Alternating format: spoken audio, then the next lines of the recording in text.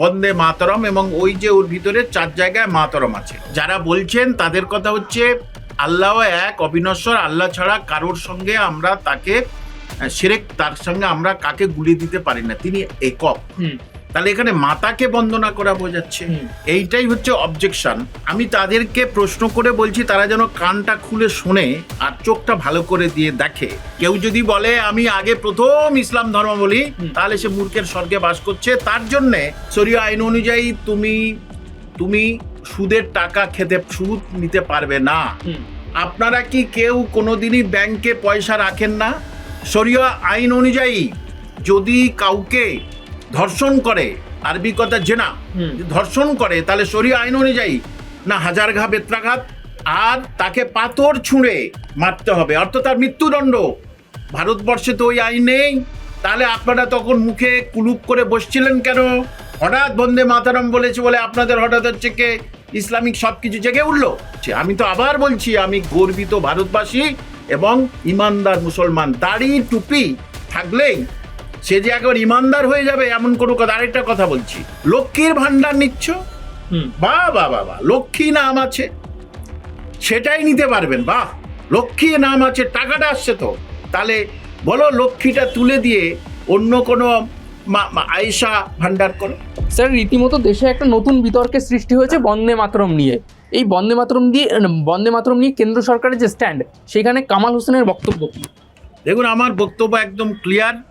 এখানে আমরা এই দেশে বাস করছি এবং আমি সবার আগে মনে করি আমি একজন গর্বিত ভারতবাসী, তারপরে বাঙালি, তারপরে আমি ইসলাম ধর্ম বলি। কেউ যদি বলে আমি আগে প্রথম ইসলাম ধর্ম বলি, তাহলে সে মূর্খের স্বর্গে বাস করছে। তার জন্যে এই ভারত রাষ্ট্র তার জন্যে নয়।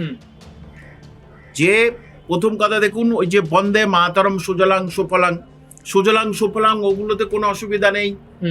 এই যারা এইটাই বলছে বন্দে মাতরম, এবং ওই যে ওর ভিতরে 4 জায়গায় মাতরম আছে, মানে মাতাকে বন্দনা করা।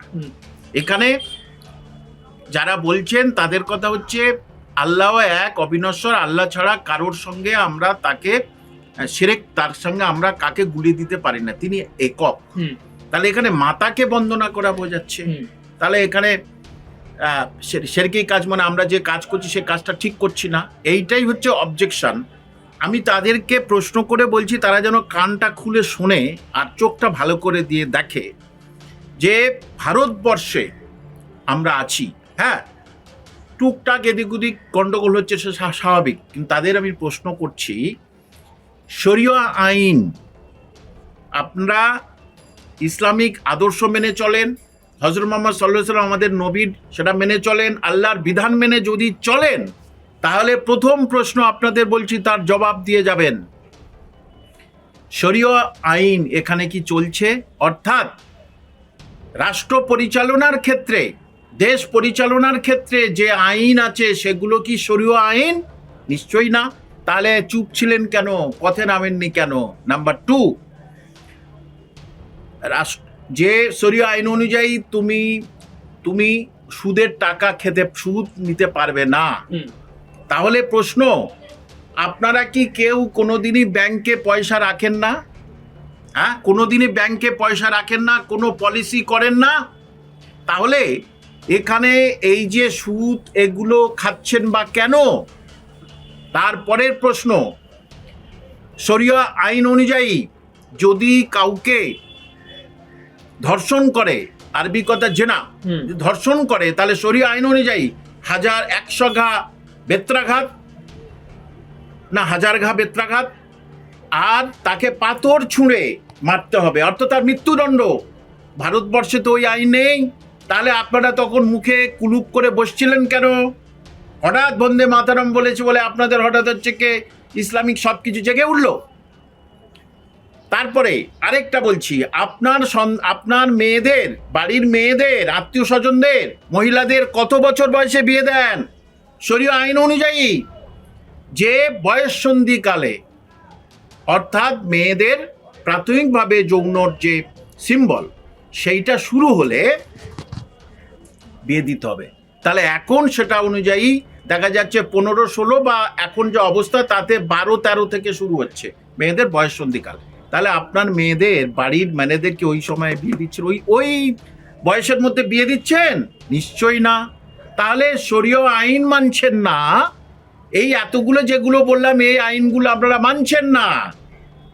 আর এই যে ভারতবর্ষের যে বন্দে মাতারাম, সেই বন্দে মাতারাম বলতে আপনাদের অসুবিধা কোথায়? এই দ্বিচারিতা কেন? আমার প্রশ্ন হচ্ছে এখানে। তাহলে আপনাদের পরিষ্কার করে বলছি, আপনারা এই ভারতে থাকবেন না, আর বাংলাদেশেও যেতে পারবেন না। কারণ কি, বাংলাদেশে এই ভোটে জামাতকে একদম মুখে ঝামা ঘষে দিয়েছে। অর্থাৎ যে যারা শরীয় আইন চালানোর জন্য ওখানে খুব উঠে পড়ে লেগেছিল, বাংলাদেশকে মানুষকে ধন্যবাদ, সেখানে 80 থেকে 90% মুসলমান, তারা কিন্তু এই শরীয় আইন যারা বলবৎ করবে তাদেরকে মেনে নিল না। তারা খালেদা জিয়ার সন্তানকে তারেকে মেনে নিল, তার মানে সেখানকার মানুষ চায়নি। তাহলে আপনারা এবারে বলুন তো, যে এই যে কটা আমি বললাম এগুলো ইসলামের শরীয় আইন, তাহলে শরীয় আইন হচ্ছে না, আপনারা এতদিন চুপ ছিলেন কেন এই ভারতবর্ষে দাঁড়িয়ে? হঠাৎ আপনারা এই যে বন্দে মাতরম বলতে হবে, 4 জায়গায় মাতরম, মাতাকে বন্দনা করা, এটা শিরক কাজ হচ্ছে, গুনাহ কাজ হচ্ছে, অবৈধ কাজ হচ্ছে। আল্লাহর সঙ্গে কারোর আমরা এক করতে পারি না, তিনি এক, কিন্তু এই মাতাকে বন্দনা। তাহলে হঠাৎ আপনাদের ইমান ফুসে ফুলে উঠলো? এই যে কটা বলেছি এই কটার উত্তর চাই আপনার চ্যানেলের মাধ্যমে, এই কটার উত্তর দিক আগে। এখানে স্যার মাতারাম মানে তো একদিক দিয়ে ভারত মাতাকেও পুজো করার কথা হচ্ছে, তাহলে যদি তারা ভারত মাকেই বন্দনা না করতে পারে, তাহলে এই ভারতে থাকার অধিকার কোথায়? লজ্জা, এটা একেবারে লজ্জা। যেখানে ভারত মাতার সন্তানদের কাশ্মীরে হত্যা করেছিল মনে আছে, সেখানে আজই সেই 14 সেখানে আজকের সেই তারিখ, এবং সেই ভারত মাতার গর্বিত সন্তান মুসলমান মহিলা, কি নাম ভুলে গেছে এখন, আর আরেকজন সিং, তারা দুজনে মিলে পাকিস্তানে গিয়ে তাদের হামলা করে চলে এসেছে। তাহলে সেই মুসলিম মহিলা সোফিয়া কুরেশি, ইয়েস, এবং আরেকজন পাঞ্জাবি ছিলেন, তারা কাঁধে কাঁধ, হ্যাঁ ভূমিকা ছিলেন, তারা কাঁধে কাঁধ মিলে গেছেন। তখন আপনি কেন আপনারা চুপ ছিলেন? আপনারা চুপ ছিলেন? ওই সোফিয়া কুরেশি তো হিজাব পরে নেই, কিছু পরেনি, তাহলে তখন চুপ ছিলেন কেন? তখন তো বড় বড় ডায়লগ দিতে পারতেন যে সুতরাং সুন্দরভাবে সুষ্ঠুভাবে থাকাটাই এদের মানসিক বিকৃতর পরিভাব, মানে পরিভাষায় বলে যারা মানসিক বিকৃত রোগে করছে। আমি তো আবার বলছি, আমি গর্বিত ভারতবাসী এবং ইমানদার মুসলমান। দাড়ি টুপি থাকলেই সে যে একবার ইমানদার হয়ে যাবে এমন কোনো কথা। আরেকটা কথা বলছি, হযরত মুহাম্মদ সাল্লাল্লাহু আলাইহি ওয়াসাল্লামের মৃত্যুর পর হযরত আবু বকর, হযরত ওমর, হযরত ওসমান, এরাই রাষ্ট্র পরিচালনা করেছিলেন। তখন কিন্তু এই যে কোরআন ছিল না, মুখে মুখে এইসব আলোচনা, হাদিস তখন তৈরি হয়নি, তখন কোনো মাওলানা মুফতি ছিল না। এরা এই মাওলানা মুফতি হয়ে একেবারে বিরাট কিছু হয়ে গেছে। তাই বলবো যে ভারতবর্ষে থাকতে গেলে, আমার দেশে থাকতে গেলে, যে দেশে আমি বড় হয়েছি, মানুষ হয়েছি, যে দেশে আমি চাকরি করছি, সেই দেশকে আমি সম্মান করব। আরেকটা প্রশ্ন উঠে যাচ্ছে, যখন মমতা বন্দ্যোপাধ্যায় তিনি ইফতারি পার্টিতে যান, তখন তাহলে এদের স্বর ওঠে না কেন? অবশ্যই তখন স্বর ওঠে না কেন? এবং লক্ষ্মীর ভান্ডার নিচ্ছ, বাহ বাহ বাহ বাহ, লক্ষ্মী নাম আছে, সেটাই নিতে পারবেন, বাহ, লক্ষ্মী নাম আছে, টাকাটা আসছে তো, তাহলে বলো লক্ষ্মীটা তুলে দিয়ে অন্য কোনো আয়েশা ভান্ডার করো, তাহলে হচ্ছে নিতে পারি। লক্ষ্মীর ভান্ডার নেওয়ার ক্ষেত্রে ঠিকই আছে, বুঝতে পেরেছেন, কিন্তু এটার ক্ষেত্রে হবে না। এই যে আপনি বক্তব্য রাখছেন, এর কারণে আপনাকে তো আপনার নিজের সমাজই কোণঠাসা করার একটা প্রচেষ্টা হতে পারে। কিচ্ছু যায় আসে না। আমি কামাল হোসেন চাকরি করি, খাই, সারা পশ্চিমবঙ্গের মানুষ আমাকে চেনে জানে, কে কি ভাবছে আমি ওসব পরোয়া করি না। তারা কোণঠাসা করবে, নিজেরাই কোণঠাসা করে মরে যাক, আমার কি আছে।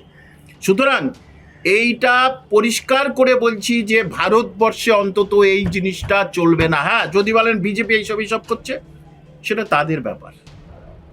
অপর ধর্মকে শ্রদ্ধা করা ইসলাম শিখিয়েছে। বিজেপি এইসব করছে, এটা তো অসাংবিধানিক বিজেপি করছে। কিন্তু এই যে বন্দে মাতরম, তো অসাংবিধানিক কোথায়? অনেকে প্রশ্ন করতে পারেন, আপনি এত বক্তব্য রাখছেন, আপনি কি দাঁড়িয়ে বন্দে মাতরম গাইবেন? অবশ্যই, ছোটবেলা থেকে স্কুলে গিয়ে পতাকা তুলেছি, বন্দে মাতরম বলেছি তো।